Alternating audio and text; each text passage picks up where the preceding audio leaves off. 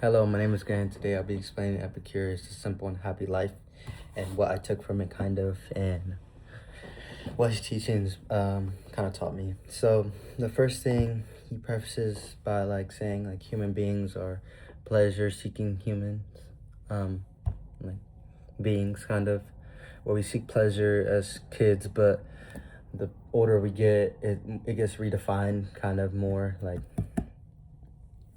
it's different type of pleasures. So the first thing he says is natural and necessary desires. Second thing is natural and not necessary desires, and the third thing is vain desires. So natural desires would be like nature, like being out and taking a walk or going to a park and enjoying what you have in this world, and taking advantage of it. And then the necessary desires would be like your home, your water, the food that you're eating, stuff that's necessary for your human body and your mind. And then the second rule is natural and non-necessary desires. So the natural desire would be wanting to having a non-necessary desire would be having a Porsche instead of having a natural desire of having a car, right? So why would you buy an expensive car when you could have a cheaper car that'll get you to point A to point B, and that goes hand in hand with the vain desire thing. People always want more, because he teaches us when people start wanting more, that's when people start getting depressed, because they surround their whole life about getting more, and they just keep working constantly, and people get depressed. So I want to be as helpful if you just want wealth. Also, he teaches us not to be overindulge in pleasures, because say I like the video, the drinking analogy.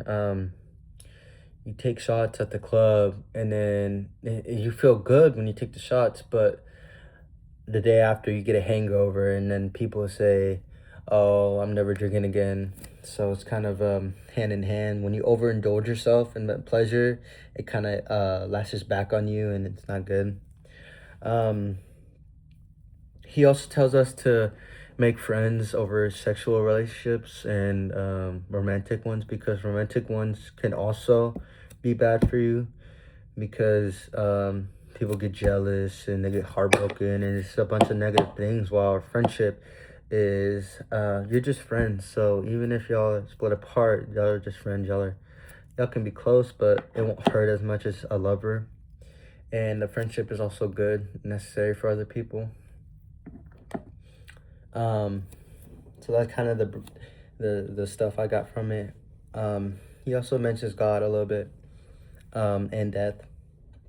The death, he says, evil and good come from consciousness, and when you're not conscious, you don't, there's no evil good for you, so there's no point. There's no point of being scared of death, because you'll basically feel nothing. That's why it goes hand in hand with God, because he doesn't believe there's a God, because there is evil in the world, and why would a God allow evil in this world? So you don't get punished for dying, because you're not here anymore. You're nothing, so the things that I liked from his teachings, I would say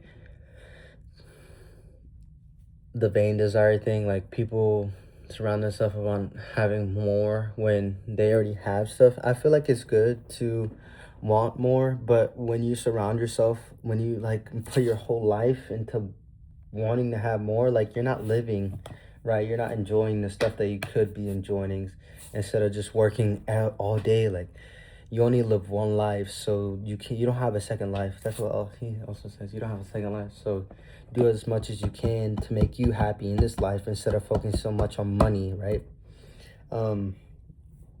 I like that because people they don't live in the moment now these days. They just focus on, oh well, I'm going on a vacation in 3 months. I mean, that'll be fun. I mean, you're living right now, like you're in the present. Like, stop focusing on the future so much. The thing that I didn't like kind of is maybe over like the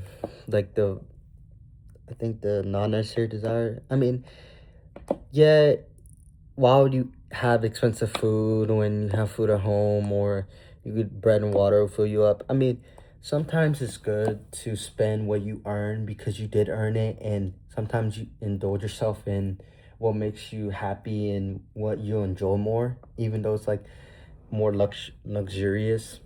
Well, I feel like if you have the money to spend it, okay, cool, yeah, spend it because you earned it. That's what money's for, right? To be spent.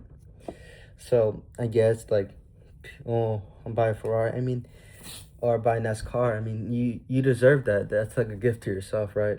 You should have self love for yourself to buy nice things for yourself. Um, Sorry, it's getting long. And then the things that I can implement in my life is kind of overindulging in things because I feel like sometimes I do too much and I take advantage of things that were put in front of me, like food. I eat too much food sometimes in one sitting, or sometimes I take advantage of some people sometimes, um like for instance, like my mom gives me her card to buy food, like buy something or buy clothes. Sometimes I might buy the t-shirt, but I also might buy like shorts with it, or like another t-shirt that's cheaper. My mom get me the card for a t-shirt, not a t-shirt and shorts. Sometimes I overindulge myself in things, and sometimes I gotta learn that if you overindulge yourself in things, it'll hit you back in the face and give you karma, kind of. So that's the things that I took from the Simple and Happy Life. Thank you.